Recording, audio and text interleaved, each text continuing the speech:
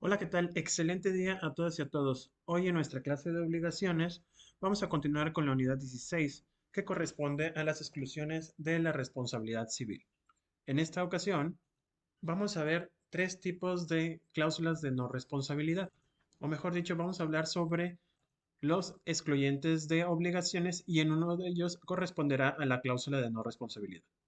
En este caso, la finalidad de estas cláusulas es enervar anticipadamente, de forma total o parcial, la responsabilidad civil del obligado, lo que presume que en un caso de que no exista dicho pacto de irresponsabilidad, la obligación resarcitoria tendría plena vigencia. El carácter anticipado que tiene estas cláusulas requiere que al momento de su inserción no se haya configurado la obligación resarcitoria. Se trata, pues, de obligaciones previas al evento dañoso. Asimismo, la cláusula de no responsabilidad no se traduce en una ausencia de obligación. La obligación se asume por el beneficiario de la cláusula con la especialidad de que si no cumple, no va a ser inquietado a esta persona por la responsabilidad. Pero existen asimismo cláusulas que sí implican una ausencia de obligación. Serán aquellas que les llamamos delimitadoras del objeto del contrato, que mediante ellas los contratantes definen la órbita de lo que a lo debidamente excluido, perdón, de algunas obligaciones de lo que sería el contenido habitual o normal del contrato.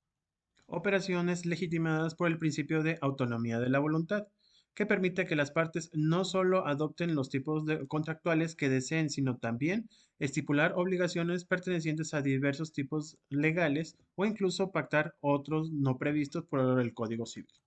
Me dirán, o sea, no muy rebumbante y muy difícil de comprender. La verdad es que no. La cláusula de no responsabilidad es aquella que se va a agregar a cualquier tipo de contrato para excluir, por decirlo de una manera, algunas actuaciones que van a delimitar las obligaciones de una de las partes.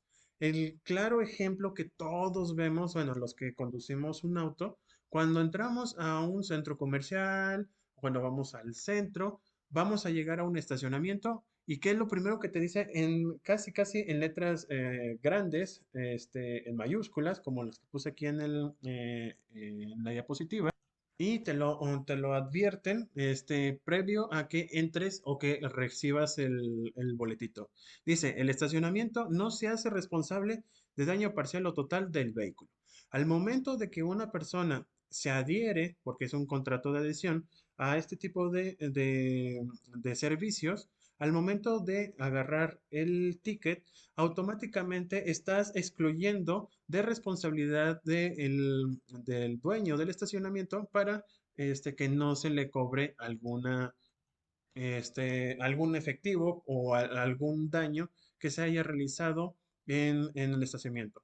¿Por qué se hace esto? Porque muchas veces se llevó la tarea de algunas personas muy inteligentes, por decirlo de una palabra, que, eh, que entraban con el carro y como no habían sido verificados a través de, pues, revisar de que el auto no tuviera algún choque, algún, algún daño, mucha gente presumía o decía de que el daño se había realizado dentro del estacionamiento.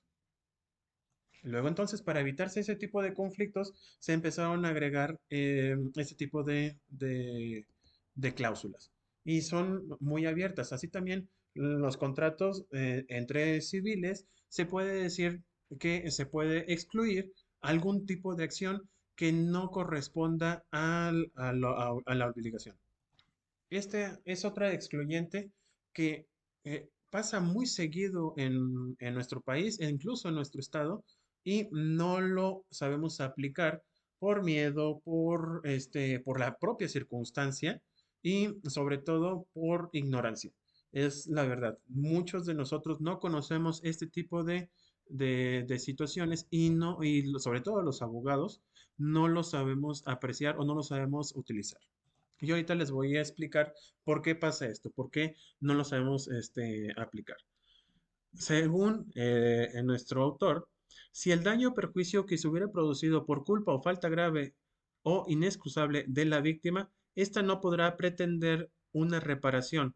La participación determinante de un sujeto, perdón, en la producción del daño no basta para atribuirle responsabilidad cuando la principal causa generadora del perjuicio ha sido el torpe proceder del perjudicado, quien habrá incurrido en actos que solo las personas más desaprensivas y descuidadas suelen cometer al fingirse un daño con su acción culpable o inexigible. Yo me acuerdo cuando estaba cuando estaba como estudiante como ustedes, una compañera tuvo un accidente, pero fue muy peculiar. Lamentablemente la persona a quien atropelló, cuando iba manejando, falleció. Pero ¿qué fue lo que pasó? Resulta de ser de que esta persona salió corriendo. Ella estaba manejando, en este caso iba a la avenida Universidad, y resulta de ser de que esta persona, ella iba manejando supuestamente y en el peritaje así se dio, que iba manejando a la velocidad adecuada, es decir, en este tipo de trayectorias son alrededor de 50-60 kilómetros por hora. Esta persona iba corriendo y se le atravesó justo en el momento en que iba pasando por esa calle. Pues resulta de ser de que esta persona iba corriendo porque acababa de realizar un robo a una joyería. Parecerá como de película, pero en efecto, esta persona iba huyendo por haber realizado este robo y justo en el momento en que iba pasando, mi compañera choca y pues, desgraciadamente fallece esta persona. Resulta de ser de que los familiares de esta persona querían que se le indemnizara porque quien era probablemente un ladrón se había atravesado en la calle y posterior, bueno, vamos, el hecho de que haya muerto implicaba para la familia de esta persona que le pagara vamos, los gastos funerarios. Afortunadamente, bueno, tenían, estábamos en un buffet jurídico y afortunadamente demostramos, bueno, se demostró que esta persona tuvo la culpa o se demostró la culpa grave de la víctima porque esta persona parecería muy burdo, pero si la otra, si pongámonos en sus zapatos, si la familia de mi compañero, del que supuestamente, bueno, que murió, le estaba exigiendo el pago de gastos funerarios e incluso quería que la metieran a la cárcel por haber hecho un homicidio culposo. La verdad es que quien tuvo la culpa, en principio de cuentas, fue quien había cometido el delito o el probable delito. Lo que había pasado era que si esta persona literalmente no se hubiera cruzado en una calle en donde, bueno, en este caso en una avenida, cuya velocidad de los carros es superior a 50 kilómetros por hora, y que dicha velocidad corresponde o probablemente pudiera provocar algún tipo de lesión grave a los ciudadanos, pues esta persona realizó acciones, la podemos llamar torpes, como dice aquí en la lectura, que provocaron su muerte. Otro caso también muy lamentable es aquella en donde este, las mamás están platicando. Exacto, para empezar, un niño no tiene suficiente conocimiento de su mundo, no tiene eh, las dimensiones de lo que es peligroso o lo que no. Siempre tiene que aprender y la única forma de aprenderlo es a través de las personas que le rodean. En este caso, no solamente sino en muchas, muchas ocasiones las mamás están platicando con las vecinas, con familiares, y se les olvida agarrar a sus hijos, los dejan afuera sabiendo del peligro que pudieran pasar cuando están enfrente de una calle, o quizás a lo mejor hubo un descuido por parte de las madres o de los padres, quién sabe, a lo mejor, o hermanos o algún familiar que en ese momento tenía la responsabilidad de algún menor. Ese menor sale corriendo y lo que muchas veces ocasiona es de que hay carros que van pasando y también atropellan a los infantes. En este caso, como tal, no podría tener culpa de manera interna o propia del menor, sino la culpa la tendría directamente la mamá, el padre o cualquier familiar que fuera responsable de cuidar a esta persona. Pues bien, por temor o por alguna circunstancia, en muchas ocasiones siempre se le culpa al que va manejando, porque él fue el motivo por el cual pudo haber obtenido algún accidente del niño o bien la muerte. Y aunque muchas ocasiones, aquellos que originalmente tenían la responsabilidad de cuidar a estas personas, a estos pequeños, siempre expían o dan la responsabilidad a la persona que iba manejando cuando a lo mejor ni siquiera tenía la culpa. Pudiese ser que sí o que no, pero vamos, siempre se le achaca el problema hacia el que iba conduciendo. Asimismo, también se ha podido demostrar o se ha podido defender por ambas partes. Bueno, en este caso, para cuando se habla de culpa grave, se puede defender a estas personas, ya que el deber de cuidado por parte de los familiares o quien fuera responsable de cuidar a este menor, era realmente el culpable. Civilmente, digo, moralmente o éticamente, siempre se da la culpa hacia quien va manejando, cuando muchas veces, repito, no siempre es así. Por último, tenemos lo que corresponde al caso fortuito o fuerza mayor.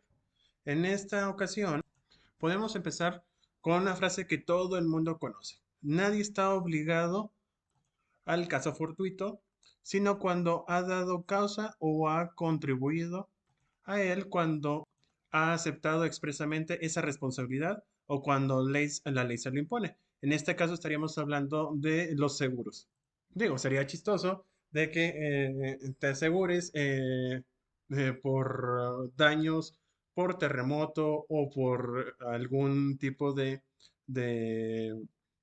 ¿cómo se llama? Desastre natural y que la aseguradora no te quiera pagar.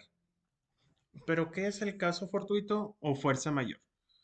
¿Son términos sinónimos o también son diferentes connotaciones?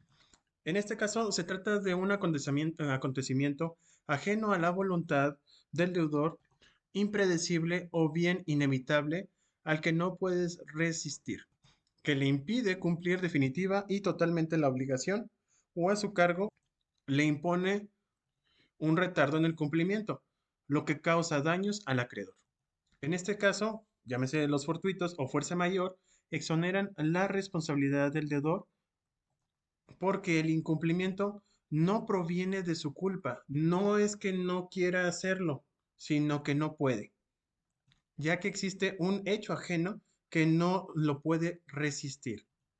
Hablando con propiedad, diríase que más que una excluyente responsabilidad civil, lo que el hecho ilícito eliminaría la culpa.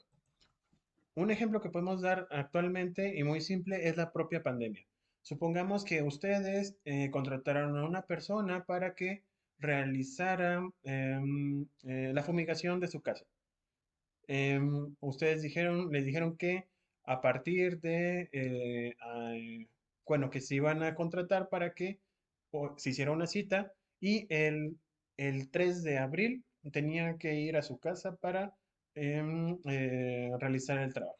Pues resulta de ser de que el 30 de marzo empezó la contingencia y por lo tanto nadie podía realizar ciertas actividades.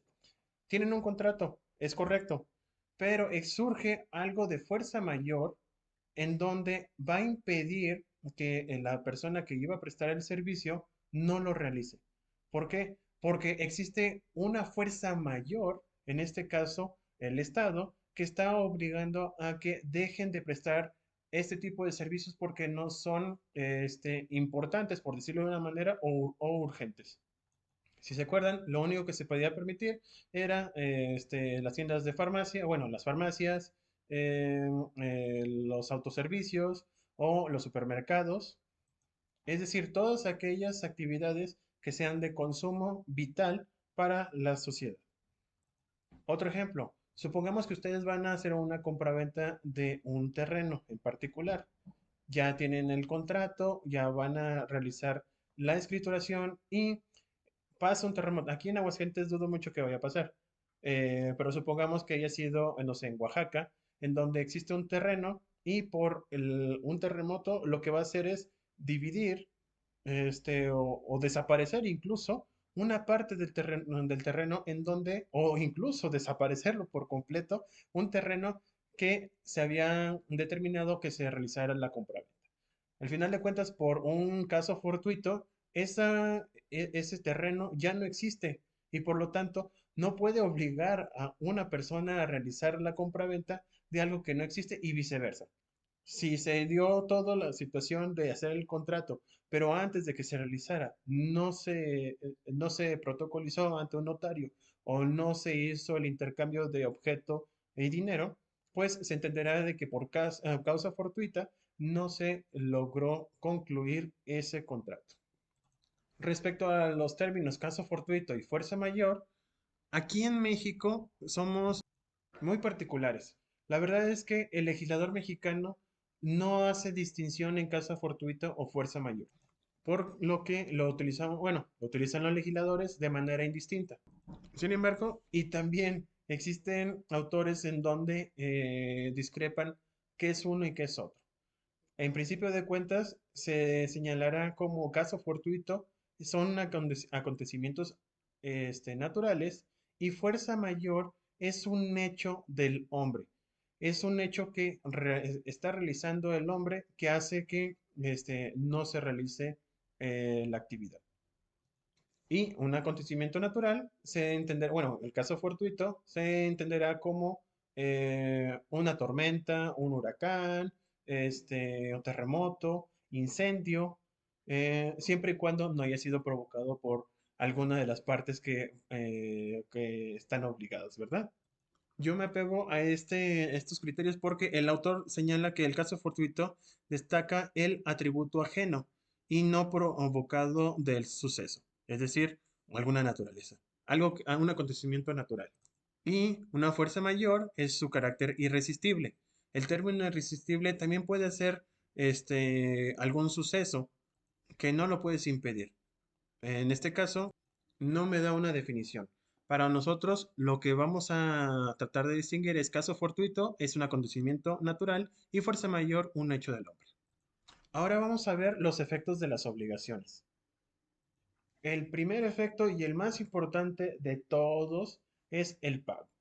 Obviamente, si existe una obligación, tenemos que realizar el pago para liberarnos de esa obligación, de tratar de estar, por decirlo de una manera, más libres de nuestra conciencia. Y la podemos definir como el cumplimiento de la obligación, cualquiera que sea el objeto de esta. Se paga al dar una cosa, prestar un servicio u observar la abstención objeto de una obligación, tratándose de obligaciones de dar, de hacer o de no hacer. En este caso, el pago es el efecto normal de toda obligación. ¿Para qué se hace una obligación? Para que se pague o para que se satisfaga alguna necesidad de algún servicio o en este caso monetaria para alguna de las partes. Y además es una forma natural de extinguirla, porque la relación fenece y se agota con el cumplimiento. Si queremos llegar a la raíz etimológica, el vocablo pagar proviene del verbo pacare, que significa aplacar. Es decir, el pago va a aplacar el acreedor al satisfacer sus intereses. Aunque pago y aplacar pues va a ser un sinónimo, por lo tanto es un tautismo, pero lo que es saciar o cumplir de forma satisfactoria las peticiones del acreedor. Ahora bien, ¿quién puede pagar? En este caso, cualquier persona puede pagar, salvo el caso de las obligaciones concertadas en consideración a la persona del deudor o a sus habilidades particulares. A esto lo vamos a llamar tuito personal, en las cuales Es precisamente el obligado quien debe realizar el cumplimiento. Resulta resulta muy común hallar esta clase de obligaciones entre las que tienen por objeto el hacer. Es decir, si uno contrata a un brillante cirujano para que le practique alguna intervención quirúrgica, será o sea, el cirujano, quien deba realizarlo. La prestación del hecho, usted no va a admitir a otro que lo vaya a hacer y en su lugar, y ni usted podrá ser forzado a aceptarlo. Es decir, si no es lo mismo, imaginemos en un mundo utópico en donde ustedes tienen suficiente dinero y contratan a Da Vinci para que les haga un cuadro. Pues obviamente ustedes están contratando a Da Vinci para que realice el cuadro. No van a pedirle a Juan Pérez o a Moisés Casarín para que haga una pintura que sé perfectamente, como sé que no sé pintar, em, eh, realice esa obra. Lo que yo quería es a Da Vinci y por lo tanto él es el único que va a poder realizar esa pintura. Luego entonces, con excepción de estas obligaciones intuito personae, las demás pueden ser pagadas y extinguidas por cualquiera. El pago puede ser hecho por el mismo deudor, con sus representantes o por cualquier otra persona que tenga intereses jurídicos en el cumplimiento de la obligación. Y las consecuencias que produce el pago difieren según la persona que lo realiza. Así el pago efectuado por el deudor o por su representante, la consecuencia solo será extinguida la obligación. Ahora bien, ¿qué pasa si el pago es efectuado por un tercero? Las consecuencias son distintas si el pago lo hace estos terceros. Por ejemplo, si el pago por tercero con interés jurídico en el cumplimiento de la obligación va a provocar una subrogación o sustitución del acreedor por el tercero que paga, quien va a tomar el sitio de aquel en la relación jurídica y adquiere sus derechos. Eso pasa mucho en los pagarés.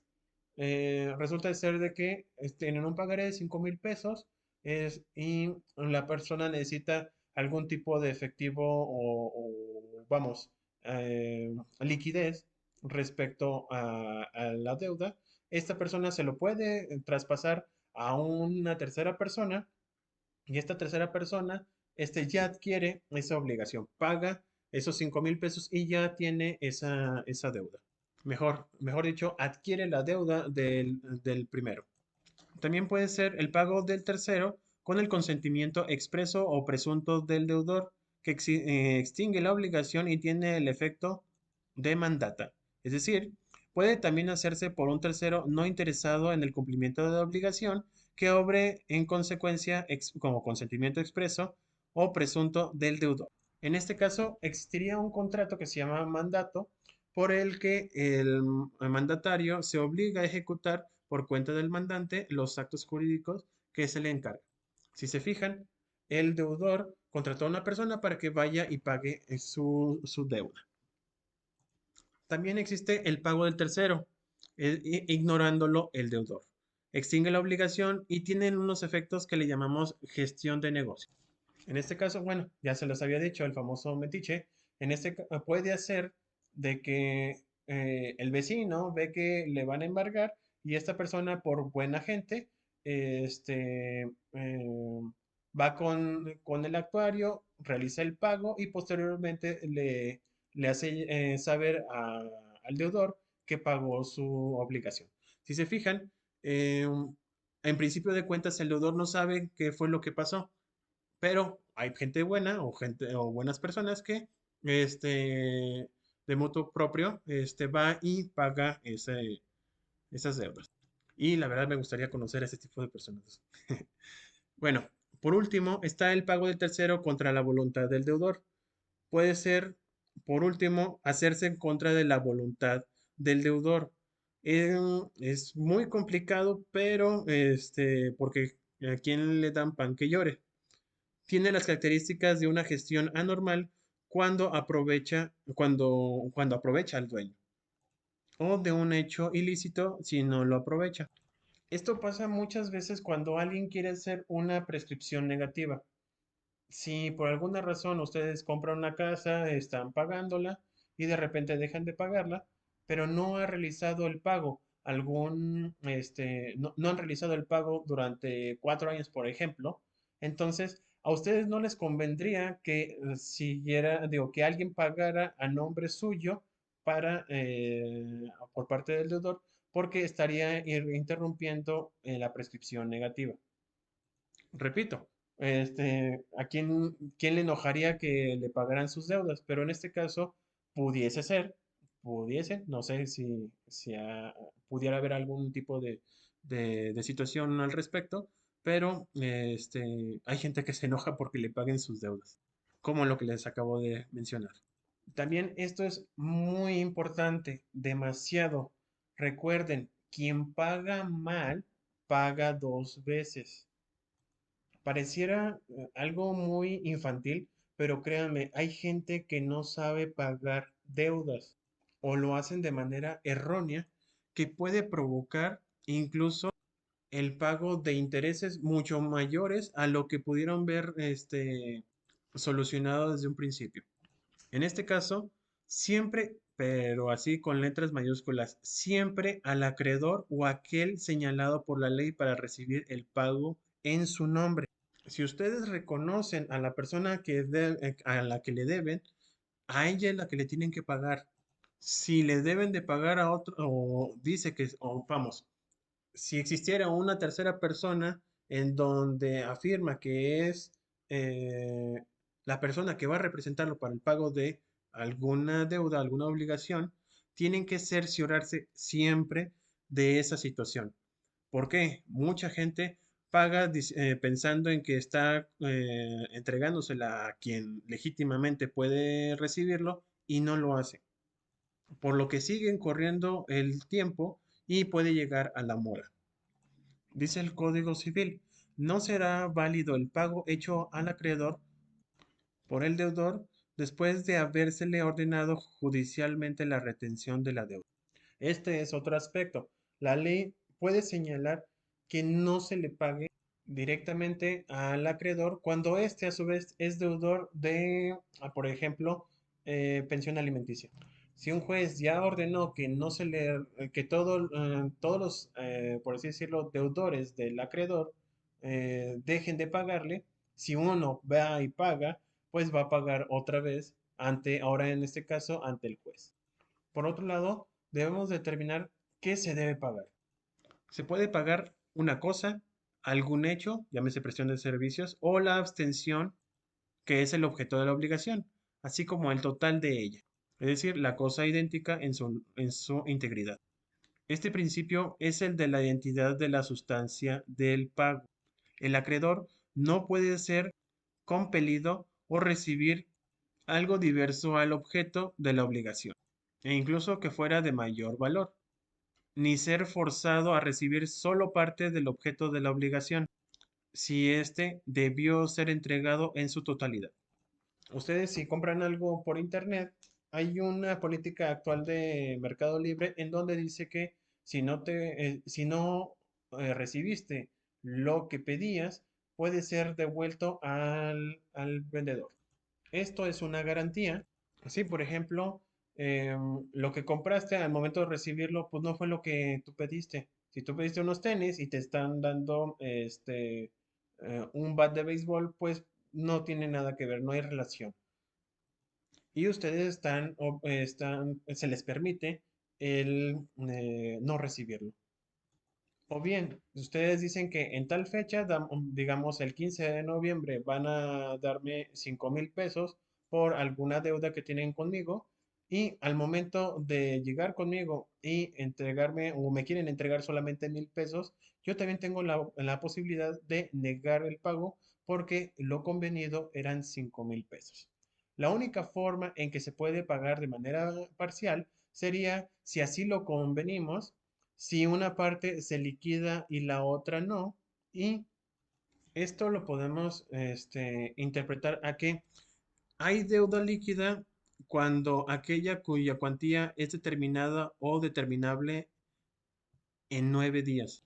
Si es posible hacerlo líquido, se podría pagar esa cantidad de dinero y posteriormente entregar una prestación de servicio. Pero esta subsume a la primera, es decir, si así lo convinieron. Asimismo, tenemos lo que cuándo se debe de pagar se debe realizar el pago. Aquí depende de que se haya pactado o no el momento del pago. Por ejemplo, si se estipuló cuándo, será exigible en la oportunidad convenida, ya sea en el acto, al vencimiento del plazo suspensivo o al vencimiento de la condición suspensiva. Si no se convino el momento del pago, entonces se impone la distinción si la obligación es de dar o de hacer. Si estamos hablando de dar, será exigible 30 días después de la interpretación que se haga al deudor. ¿Se acuerdan que habíamos visto? Una vez que, si no está determinado a través de alguna fecha en particular, pero sí se puede señalar que antes de las tormentas de verano, pues si estamos hablando de verano, tiene que ser antes del 21 de junio. Ya se me está olvidando. Entonces, a partir de antes de que empiece el verano, van a empezar a correr los 30 días. Y también recuerden que hay un requerimiento de pago, sea judicial o extrajudicial. También ya lo hemos visto. Y si es de hacer, será exigible cuando lo pide el acreedor, siempre que hubiera transcurrido el tiempo necesario para su cumplimiento. Y entenderemos como necesario el plazo adecuado para el cumplimiento del objeto de la obligación, que también ahí es un poco subjetivo porque eh, dependerá muchísimo de qué estemos hablando. Por ejemplo, si, si es construcción de una casa, entonces tenemos que permitirle que lo realice en un tiempo determinado, ya sean los albañiles o el arquitecto que lo está elaborando.